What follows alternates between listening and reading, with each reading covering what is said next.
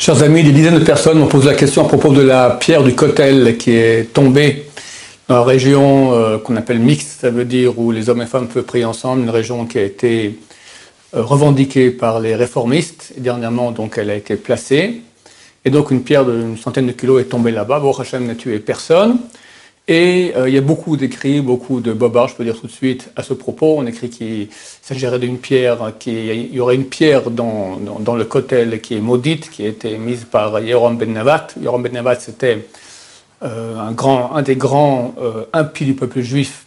C'était celui qui a succédé au roi Salomon, et à cause de lui, il y a eu le schisme entre l'État de Juda et les 10 tribus du peuple d'Israël, et qu'il aurait mis là-bas des malédictions, etc. Et on voit même des formes d'êtres humains comme ça. Alors tout ça, ce sont des grosses bêtises, même si l'histoire de Yoram ben Navat est vraie. Mais il faut comprendre que Yoram ben Navat, comme j'expliquais auparavant, était le successeur du roi Salomon. Donc il s'agit du premier temple, donc ça n'a rien à voir avec cette muraille. Le premier temple a été détruit, la muraille a été détruite, donc cette pierre n'existe plus depuis longtemps. Et même si peut-être elle existe, ça sera peut-être 20 ou 25 mètres plus profondément, très profondément dans la terre. Pas du tout les pierres que nous voyons aujourd'hui au Kotel datent du deuxième temple, certainement de l'époque de Hérodote.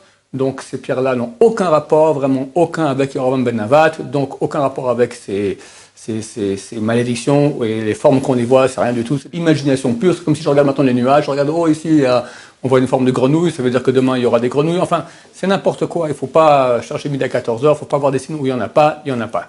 Où est-ce qu'on peut, oui, voir peut-être une intervention de la providence divine, que cette pierre est tombée dans l'endroit qui est revendiqué par les réformistes, et dès lors, cet endroit est fermé. Ça veut dire que Dieu qui gère le monde a fait en sorte que cet endroit soit fermé. Ça veut dire que Dieu n'aime pas cet endroit, et c'est normal. Les réformistes, il faut comprendre, ce n'est pas des pas trop religieux sympathiques, d'accord? Ce sont les pires ennemis du peuple juif. Je pèse bien mes mots, les pires ennemis du peuple juif. Avigdor Lieberman, c'est le Premier ministre de la Défense ici en Israël, il sait exactement quels sont les dangers qu'il y a autour d'Israël, et il y a 1 an ou 2 ans, il est parti en visite en Amérique, il est revenu, il a dit, on a un ennemi qui est pire que l'Iran. Notre plus grand ennemi, c'est l'Iran aujourd'hui. On a un ennemi qui est pire que l'Iran, c'est l'assimilation. Et il a raison, parce que d'après les statistiques, nous devrions être aujourd'hui au moins un demi-milliard, nous sommes que 15 millions. Où sont passés les 485 millions qui manquent?